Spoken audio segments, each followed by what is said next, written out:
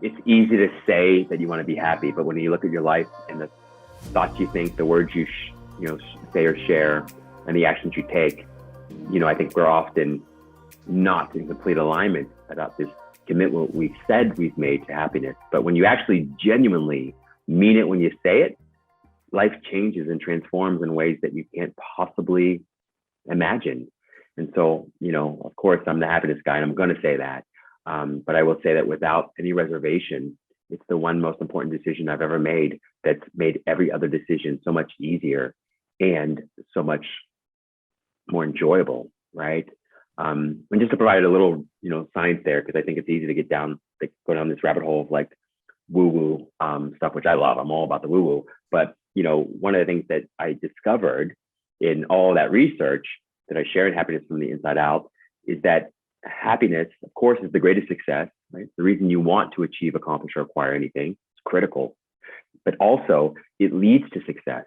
So in other words, happy people live longer, 6 to 7 years longer than unhappy people. They get married earlier, stay married longer, despite whether they're married or not. It's not about marriage, it's about love and happiness.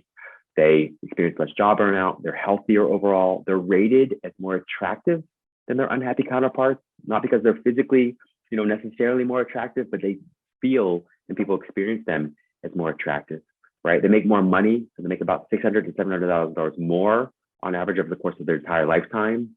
So in every way, happiness enhances and enriches your life. And so whether you care about love or money or longevity or health or attractiveness, it's this cheat code to kind of getting everything you want without all the pain, energy, time, and effort that's usually, required to get those things. So anyway, that's always just fascinated me. I'm like, oh, I love the idea of lazy intelligence. Like, how can I be lazier but smarter and get more of what I want with less effort? Definitely speaking our language here, ladies. This has been a theme.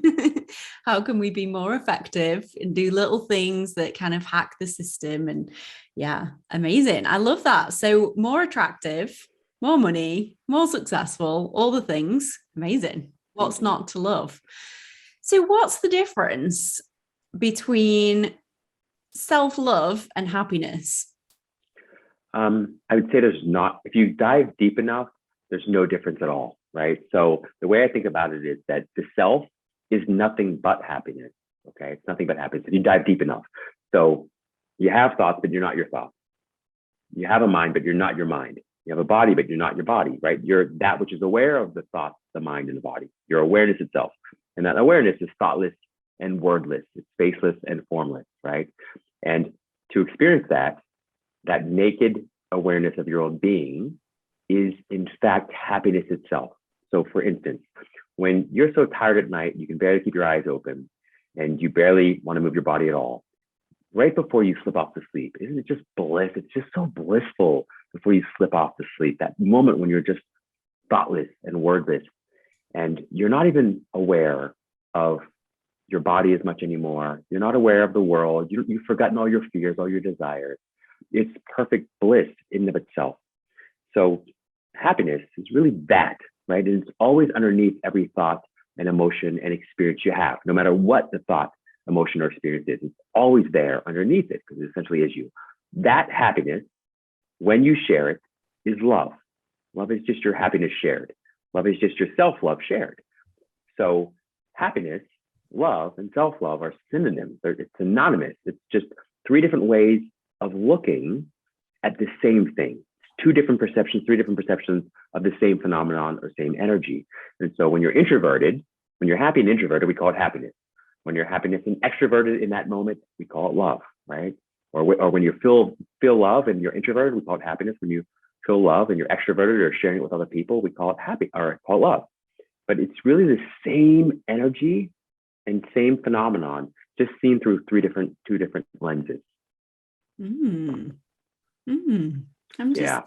just and that's thinking consuming that right now. It's like, yeah.